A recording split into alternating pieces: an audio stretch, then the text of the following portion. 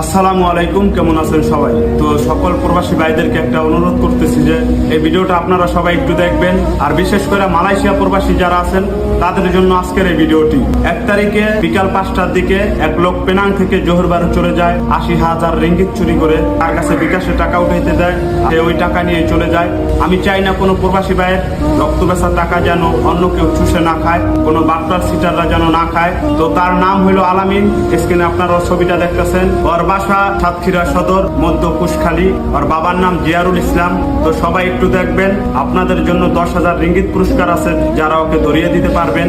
ও এখন আছে মনে হয় জোহর বারুর দিকে। তো জোহর বারু যে সকল প্রবাসী বাইরে আছেন আপনারা একটু দেখবেন বিষয়টা। সকল প্রবাসী বাইরে একটু সতর্ক থাকবেন, আপনার রক্ত বেচা টাকা যেন কোনো বাটপার সিটাররা না খায়। যারা ওকে ধরিয়ে দিতে পারবেন তাদের জন্য 10,000 রিঙ্গিত পুরস্কৃত করা হবে। টিকটকের বায়ুতে আমার নাম্বার দেওয়া থাকবে এবং এই ভিডিওতেও নাম্বার দেওয়া থাকবে, আপনারা একটু বিষয়